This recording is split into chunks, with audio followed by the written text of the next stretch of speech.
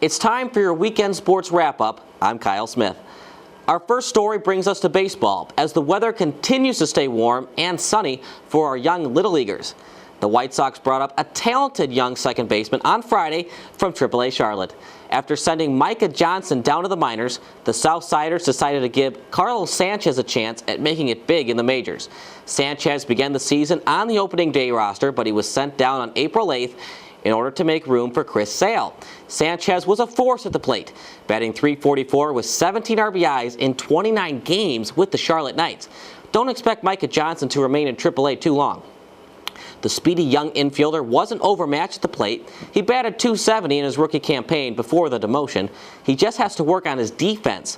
Johnson committed 3 errors in his last 7 games before manager Robin Ventura had to make the tough decision of sending his talented second baseman back down to Charlotte. When it comes to the Northsiders, the career of ace left-handed pitcher John Lester continues to impress even the average baseball fan. Lester, who was a cancer survivor, started on the mound for the Cubbies against the Pittsburgh Pirates on Saturday. In the top of the 4th inning, with runners on 2nd and 3rd and 2 outs, Sean Rodriguez stepped up to the plate for the Buccos. Rodriguez was just overmatched by Lester on a 3-2 fastball right at the knees. This strikeout gives Lester 1,500 for his illustrious career, which makes him only the 6th active southpaw in MLB history to accomplish that feat. He is the 22nd active pitcher to have at least 1,500 career strikeouts. Although the weather is great right now for outdoor activities, like baseball and volleyball, every Chicago fan will be staying inside to watch the Blackhawks continue their terrific surge during the Stanley Cup playoffs. The NHL's version of the Final Four features the Blackhawks and the Ducks playing in the Western Conference Finals, while the Lightning and Rangers will battle it out in the Eastern Conference. The Blackhawks are 6-0 in their last 6 playoff games, which includes an impressive 4-game sweep of the Minnesota Wild in the Western Conference semifinals. If you're looking for a player to watch out for on the opposing team, the Hawks will need to contain forward Corey Perry. Perry has easily been the best offensive player for the Anaheim Ducks in the postseason. He leads all players in playoff points with 15. There were no NBA playoff games on Saturday, but the NHL continued to show why it's quite possibly the best playoff sport to watch of the 4 major sports. The New York Rangers hosted the Tampa Bay Lightning in Game 1 of the Eastern Conference Finals. In typical Rangers fashion, throughout these playoffs, the Broadway Blue Shirts struggled to get a rhythm on offense, but netminder Henrik Lundqvist was great between the pipes for the defending Eastern Conference champs.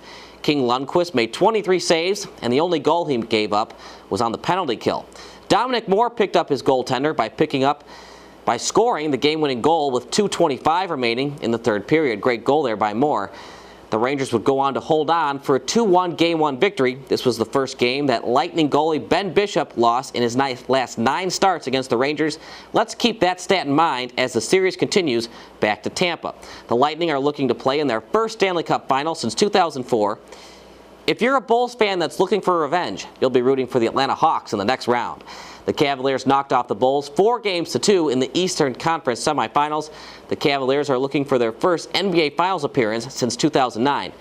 Don't expect the Hawks to just roll over and give LeBron James the Eastern Conference title.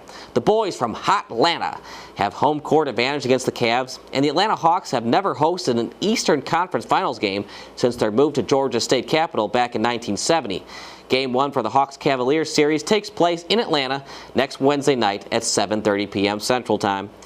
And finally, the Chicago Blitz finish off the regular season with an impressive 6-2 record. That record will qualify them for the American Indoor Football League playoffs. For more information on playoff games at the Odeum Expo Center for the Blitz, check out their website at chicagoblitzfootball.com. That's all we have for you this weekend, sports fans. For updates on local Villa Park sports and our Chicago professional teams, check us out on Facebook. Just search TV VP Style.